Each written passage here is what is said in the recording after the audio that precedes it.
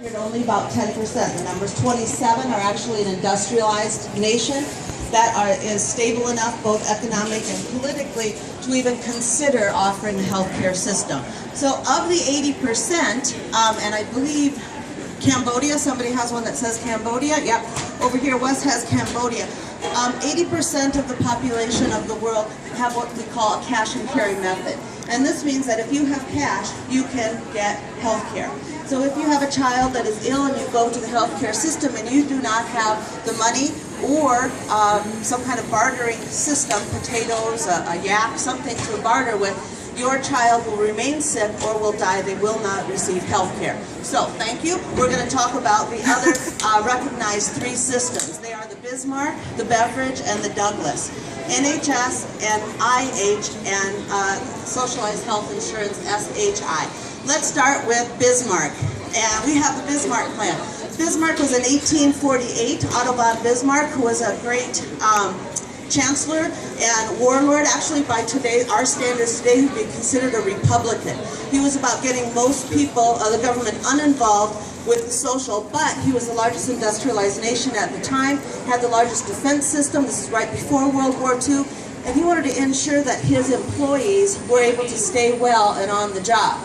So it started in Germany. The government owns this. It was shared between the employer and the employee, about 60-40. 60% of the money towards the sickness fund, which is another word for insurance, came from the employer, and the other 40% came from the employee. This is put into the fund. When you are ill, the money is taken out of the fund to support your health care. If you are unemployed, unable to work, it is still covered by this system. If you are retired or a pensioner, it is still covered by this system. So the workers take care of those unable to work and those that are retired. The government single-payer system owns this, but the physicians are private. They're private practice, and the hospitals are privately owned. This is just like 80% of the population of the United States who have their insurance through their employers. So we are, in a sense, taking from the Bismarck plan. Let's go across the English Channel over to the UK, to England. This is the Beveridge plan, and it is known as National Health Insurance, number 2 up there somewhere. That's all right. You've got the UK on you, Joe. So this is the same. This is the same as the Cuban system as well. This is the Beveridge plan, started by Lord Beveridge, who was very, very wealthy. He was a lord.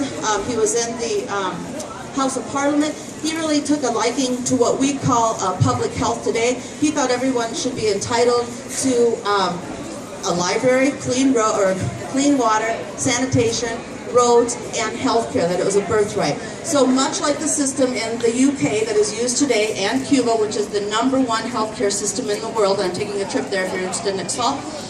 This is owned by the government. The physicians are paid by the government. They are government employees, and the hospitals are government run. This is exactly like what, Joe? The U.S. military system. When you are a U.S. soldier, or when you are in the military system in the United States, you don't see a bill. You go to the physician that is hired, that is paid for by the government in the VA hospital system, exactly like us. 10% of our population took that. Then we have Douglas in Canada in 1940. Oh, I think I'm wrong. 1937, we copied our Medicare plan, actually named it the same thing in 1942. From him, Douglas started this. He said, you know what, we're going to pay a lot of taxes, but you are going to get to have some choice. You get to decide who you're going to go to, and it is not hospital, or it is not government run. The hospitals are private practice, but everyone must enroll and everybody must pay. There's a downside to Canada. All of you have heard it. What is it?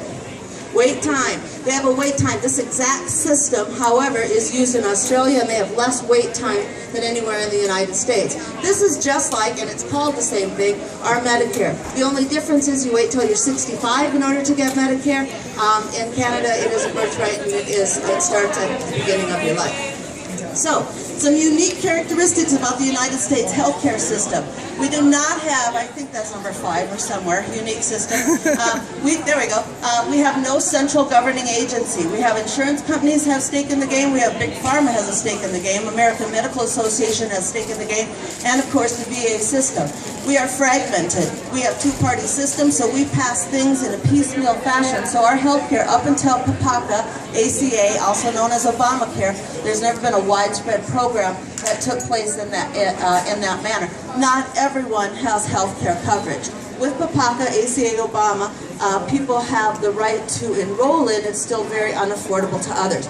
So, the last one with the graph that I have that I'll be able to go to today, we measure healthcare in three areas: cost, access, and quality. Just 2.5 weeks ago, UK was ranked #1. They're always in the top 5. So are the Scandinavian countries. So is Austria, Switzerland, the Netherlands, always ranking between those top 5. Low in cost, comparably. UK is 9% of their GDP, we're 18%. No one comes near us. Australia is closest to us at 11%. Low in cost, high in access. Everyone has access for all citizens. That's a weird word. We are hung up on the word citizens. Mostly it's a resident. Anybody who is employed by the country is entitled to free health care, and quality is excellent in all these other areas. So, did we invent this fifth model of the U.S. healthcare system, or did we just take, we call it a designer healthcare system, or are we just a knockoff of the other 4 systems? Thank you for your time.